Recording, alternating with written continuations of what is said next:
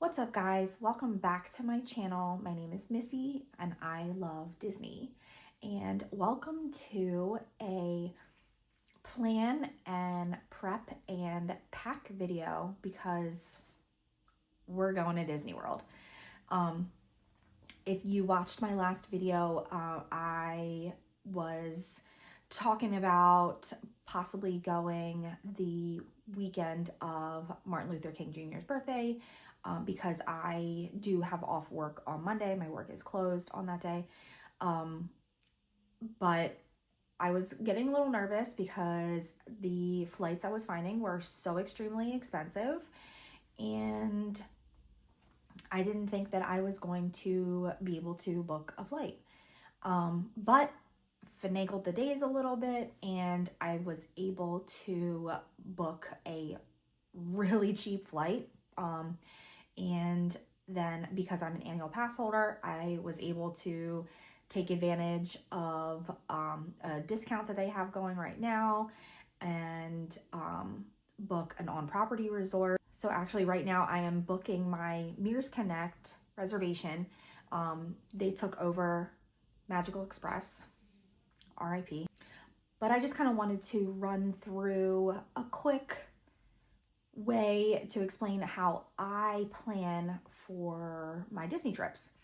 I just became an annual pass holder last year in August. We went for my son's birthday and I was like, you know what?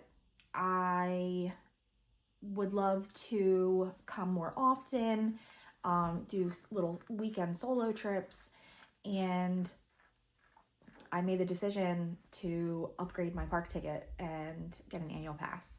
So I have been twice since that trip in August. So I ended up going back in September. I went during Food and Wine, and the band Yellow Card was playing at Food and Wine, and I used to love Yellow Card back in the day. So I was like, I just can't pass that up. Like, absolutely, it would be worth taking the trip to go see them. So I did a quick little solo trip. Wish I would have filmed it, but I didn't. It was my first solo trip, so I was a little nervous. But that trip literally just more than 24 hours. I flew down super early and got a rental car, drove straight from the airport and went to Epcot and spent the entire day at Epcot and saw Yellow Card and got a hotel off property and then left the next day. My flight took off, I want to say at like noon or something the next day. So it was literally just over 24 hours. But it was such a fun, quick little trip and I absolutely want to do that again. Then I didn't get to go in October. I didn't get to go in November, or I did get to go in December. So I actually drove down to Disney World in December. So I had already planned to go see some of my family who live right around Savannah, Georgia. I had invited my cousin, and he hadn't been to Disney World since he was like 9 or 10, I think he said. So I was like, let's go. Like, I want to go. I wanted to take him, and they also had the little annual pass holder freebies. They were giving away the Mufasa postcard and the recipe card. I actually have them right next to me. So this was at Animal Kingdom. This was at Epcot. We went, I got his ticket, and We did all 4 parks in one day. It was like a 5-hour drive.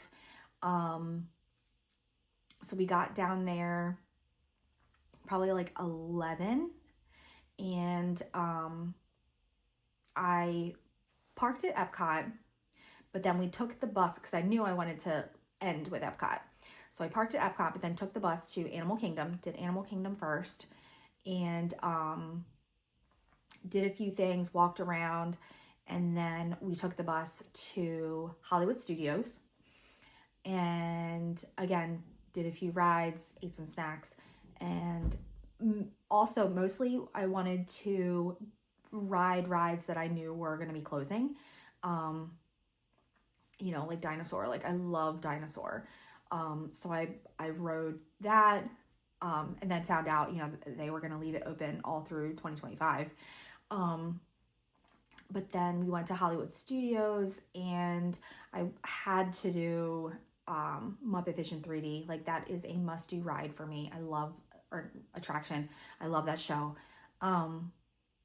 Plus I wanted to kind of show my cousin these rides that were going to be closing soon too. So then we took the bus to Magic Kingdom. It was a party night, so they were closing early. And I think we got into the park like right at 5 o'clock. So we only got to ride Pirates. It was like a 20-minute wait. I was so excited. And then he wanted to see what Splash Mountain has turned into Tiana's, because he remembered riding Splash Mountain as a kid and was kind of afraid of it. So when he saw it, he was like, this is it? It's like, yeah. So then we took the monorail over to Epcot. So we spent the last part of the night at Epcot, did Spaceship Earth, ate around the world, and we left. I think we got back on the road somewhere between like 9:30 and 10, and we were exhausted, but it was so much fun. I had never done all 4 parks in one day, so another thing, you know, off my bucket list, but it was a lot of fun. So on my 2025 vision board, I would love to be able to visit at least 1 park every month. So we'll see. But I was able to book a trip this week, and I'm so excited. So it's going to be me and my husband, and we're going the opening weekend of Festival of the Arts. I have wanted to do Festival of the Arts for so long. I am so excited.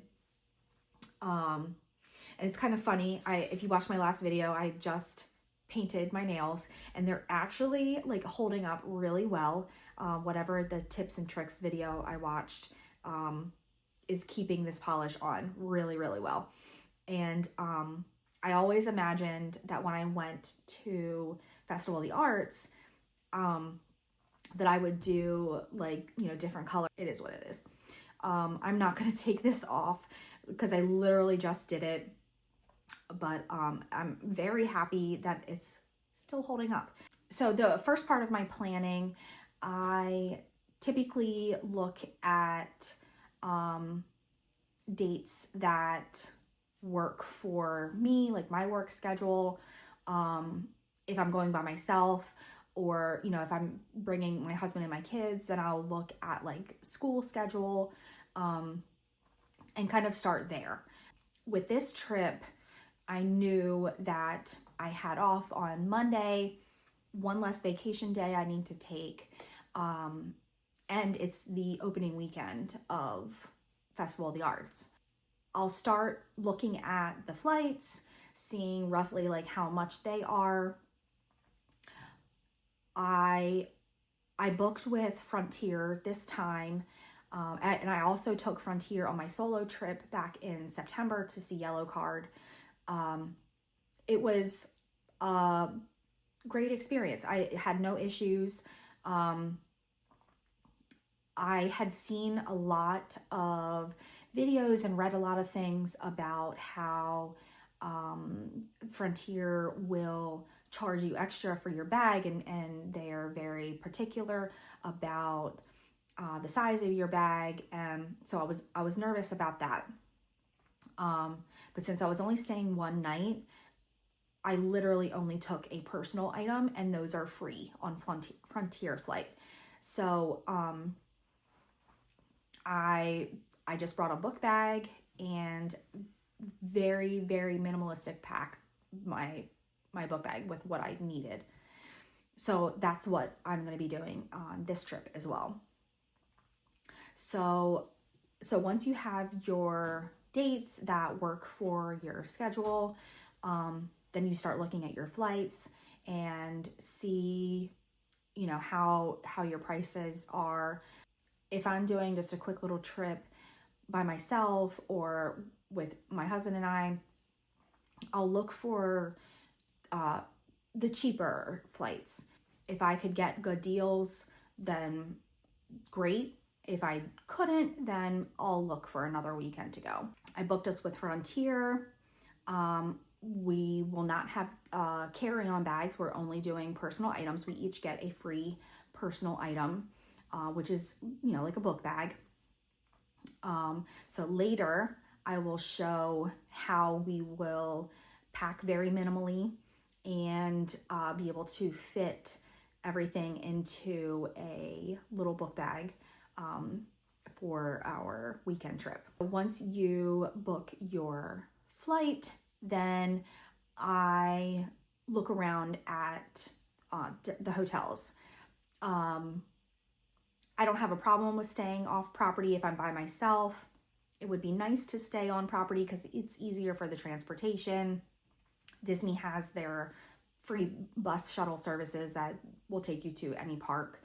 My solo trip in September, I did stay off property, so I had to rent a car, which with my work, I do get a discount code, so I can get discount on car rental, but they can be pricey.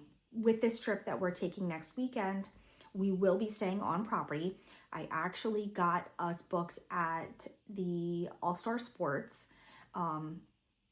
Never stayed there before, which one of my other Disney bucket lists is to stay at every property. So I'll be able to check this one off my list.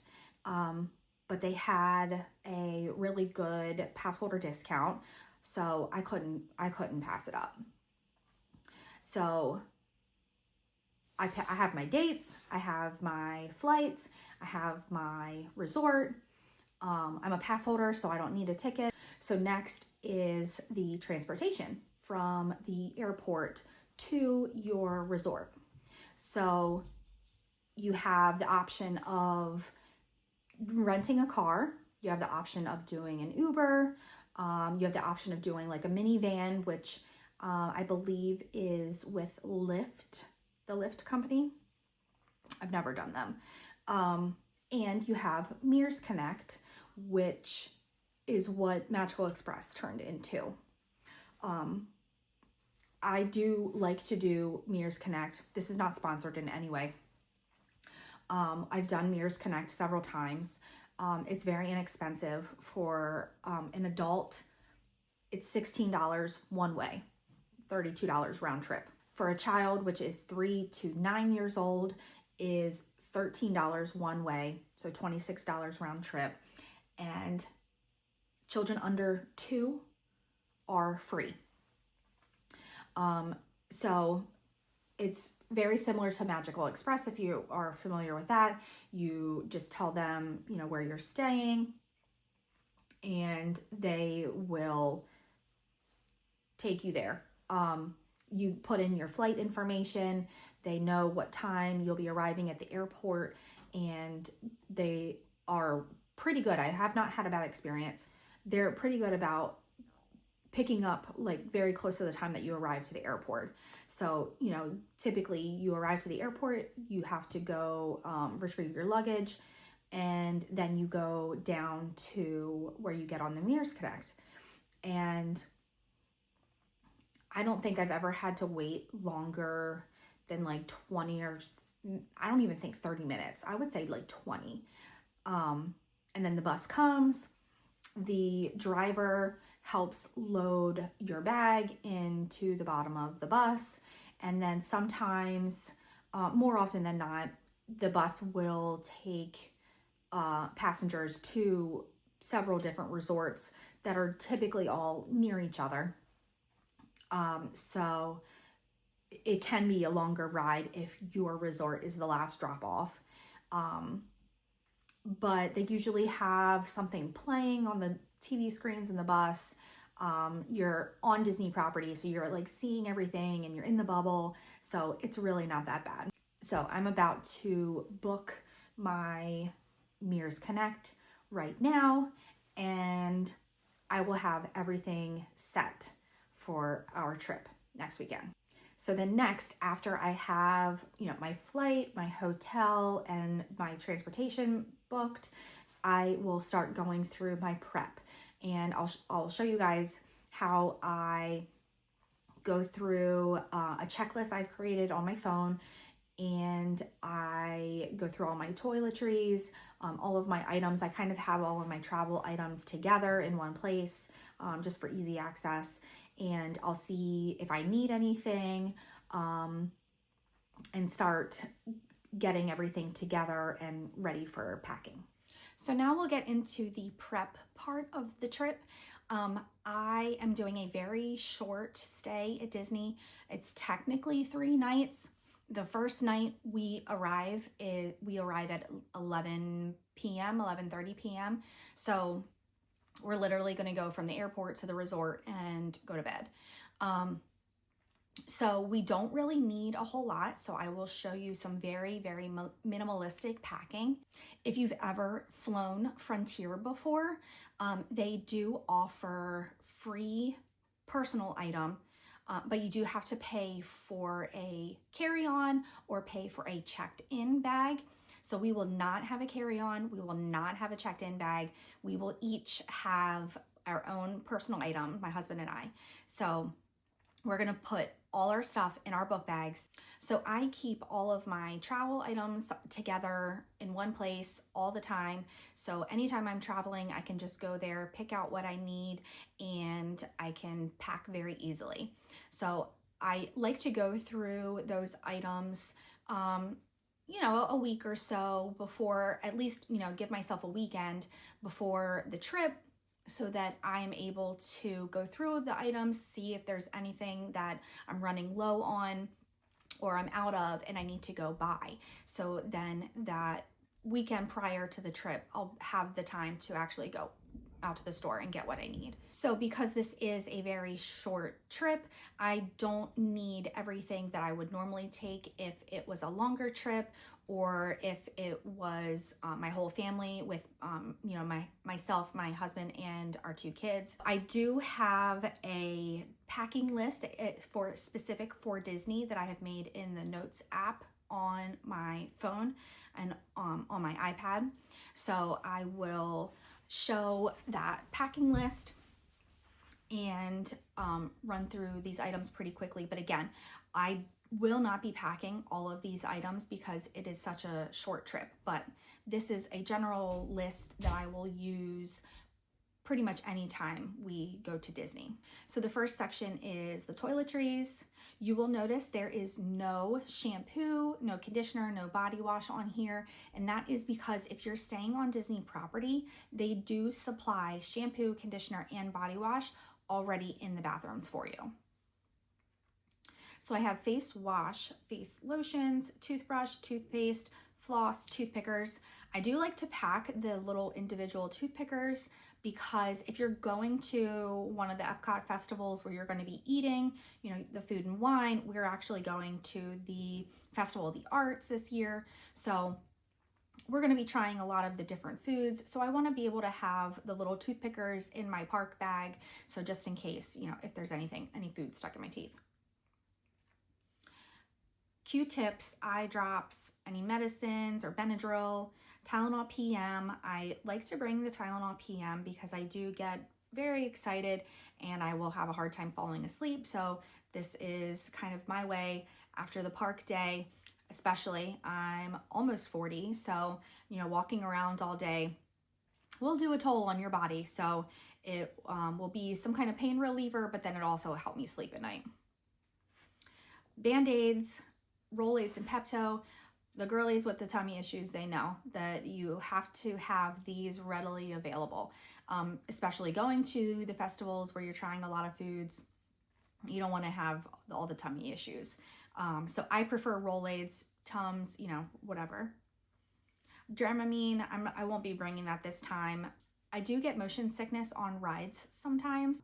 Body lotion, deodorant, razor, hair ties, the itty bitty tiny ones, and then the regular size ones, and then the scrunchie. Hairbrush, makeup, hand sanitizers, hand wipes, sunscreen, and after sun lotion. I burn very easily. Wipes, then panty liners, tampons, pads, chapstick, Blistex, cough drops, nail clippers, tweezers, rash cream, and poopery, because you don't want your hotel room stinking in the bathroom. But again, like I said, this is a very short trip. We're packing very minimalistically, so I will not be packing all of those items, but I'll run through later and show you what I will be packing. So next we have the accessories, jewelry, purse, bags for the parks, hats, sunglasses, and then the Disney specific items. So we have ears, any ears that I want to bring, reusable straws. Disney is using paper straws and they're terrible. So it's a lot better to bring reusable straw. I have silicone ones, I'll show you later. Magic bands, carabiner hooks, umbrellas, ponchos, rain jacket. Always prepare for rain. It's Florida. It practically rains every day.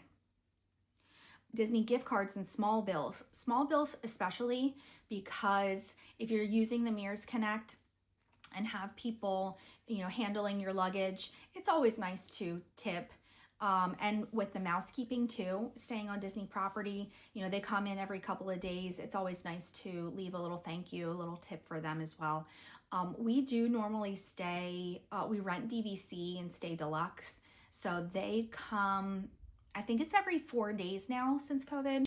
Typically when my husband and I travel with our kids, we will do a much more extended stay, 7, 8, 9 days on our vacation. So the mousekeeping will come in a few times while we're there. So it's always nice to leave them a little tip and say thank you. Liquid IV and Pedialyte, very, very important. It's so easy to get dehydrated while you're down in Florida at Disney parks. So it's very important to stay hydrated. I always have the liquid IV pouches and the Pedialyte pouches whenever I go down. And a water bottle. It's best to use a reusable water bottle, not the plastic ones you buy in a big case. They do have water refill stations in the parks, which is fabulous. So you can get water for free instead of having to purchase a water bottle in the park, because they can be expensive. Fan, cooling towels. It gets hot in Florida sometimes. I won't be bringing them this trip because the temperatures are on the low side this time. And gum and mints. Disney does not sell gum. They don't sell any gum on property. So if you are a gum chewer, you like to chew gum, I would definitely recommend getting gum before you go in the airport, or just purchasing it, at your local store while you're getting all of your items, toiletries, and because you will not be able to get gum on Disney property. And the last section is for the electronics. So charging cords. Obviously you need your charging cords for phone, your watch, and your headphones. I have an external battery, so just in case my phone battery starts dying while I'm in the parks, I have an external battery I can bring. AirPods and my large headphones. I like to have the large over-the-ear headphones while I'm in the airport or on the flight. And last is tablet. You can download your shows or movie, something to watch while you're waiting in the airport or on your flight. So this is everything that I will be packing into this book bag here. This is the book bag that I store all of my travel items, travel size lotions and shampoos and anything that's very just specific to traveling into this bag, so I know where to find it whenever I travel. So this is the bag I will be bringing with me. There's lots of compartments, lots of space, so it'll be really nice to pack everything in each little compartment. So these are pretty much all the clothes I'll be bringing, minus a couple of things. So like I said, we arrive at like 11 p.m. So what I will wear to the airport will probably be that sweatshirt and some sweatpants and a t-shirt, which will probably be my same travel outfit for when we come home. So then I am bringing just one pair of jeans into the parks, and then I have t-shirt for Sunday, t-shirt for Monday, and then pajamas and socks. So those are all of the clothing items that I will need, and they will actually be able to fit in this Ziploc bag. This is an oversized Ziploc bag. It's larger than a gallon. I got these from Target, and it's really nice to put your clothes in there and kind of do like a vacuum type seal and take all the air out, and it really compresses it, so you save a lot of space in your bag. So this is the bag that I'll be using in the park. I will have my gift card, my annual pass, some little wipes, my Blistex.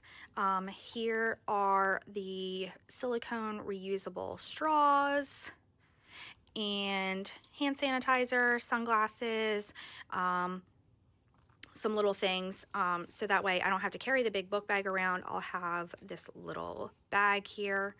And then the toiletries, so I actually separated them out. So this one will go in my bag, this one will go in my husband's bag. This will have our toothbrushes, toothpaste, deodorants, eye drops, Q-tips, Band-Aids, hand lotion, sunscreen,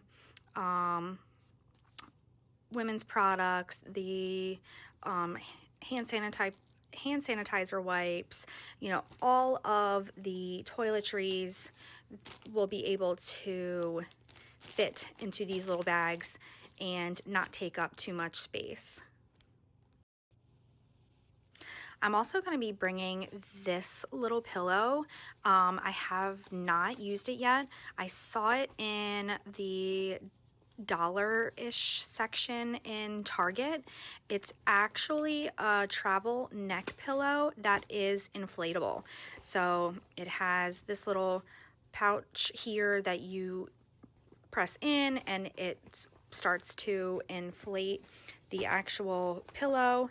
I'm bringing it this time because we're traveling so late at night, and also because we'll be traveling so early in the morning when we come home. Here is my water bottle. This one also always stays in this travel bag, just because this is the one that I always take with me to Disney. I don't often use it when I'm home. I have many cups to use at home. So this one just will stay in my travel bag all the time. So this one is what I always take with me to Disney.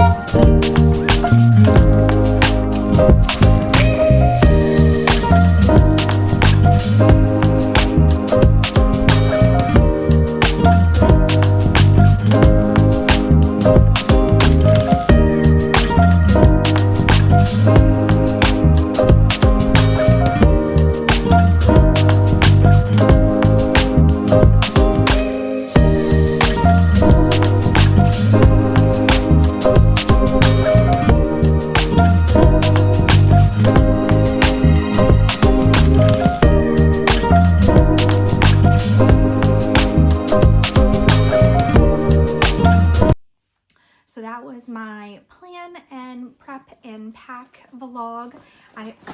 As you can see, I could fit everything into this bag with lots of room to spare. So it is possible to minimalistically pack to go to Disney World.